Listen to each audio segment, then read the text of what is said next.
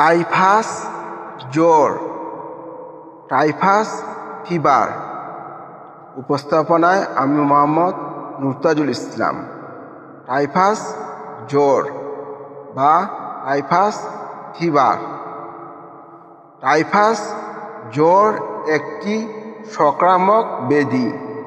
Rickettsia জাতীয় জীবাণুর মাধ্যমে এ জ্বর হয়ে থাকে। তবে রিকেটশিয়া ভাইরাস ও ব্যাকটেরিয়ার মাঝামাঝি এক ধরনের জীবাণু বা সন্ধিপদী প্রাণীর পেটে থাকে।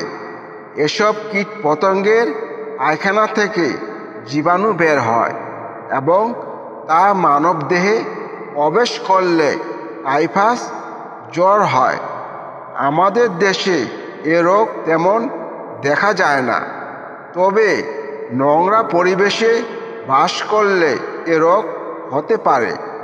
মানবদেহে এ রোগ বিস্তারের প্রধান বাহক হল উকুন।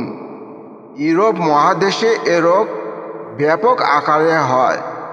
শীত ও বসন্ত ঋতুতে এ রোগ বেশি হয়। মানবদেহে চুলকানোর ফলে ছিলে গেলে সে স্থান দিয়ে এ রোগের জীবাণু ঢুকে পড়ে এবং রক্তে মিশে যায়। তখন একজনের দেহ হতে অন্য আর একজনের এ রোগ হয়। টাইফাস জ্বরকে 4 ভাগে ভাগ করা যায়। 1. মাথার উকুনবাহিত টাইফাস জ্বর। 2. গায়ের উকুনবাহিত টাইফাস জ্বর। 3. ইঁদুরের গায়ের পোকাবাহিত ফিলিবন টাইফাস জ্বর। 4. ইঁদুরের গায়ের অন্য পোকা মাইট বাহিত টাইফাস জ্বর। নিদানিক বৈশিষ্ট্য বা লক্ষণ, ক্লিনিক্যাল ফিচার্স।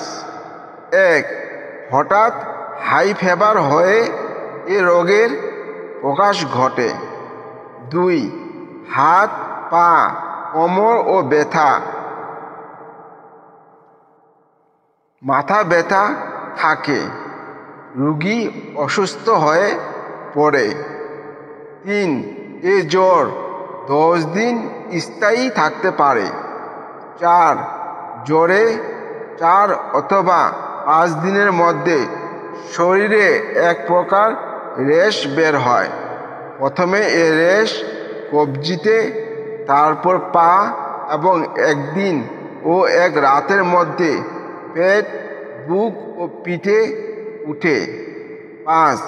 লিভার ও পিলা বড় হয়। 6. অন্যান্য জায়গার তুলনায় পেটে কম র্যাশ বের হয়। 7.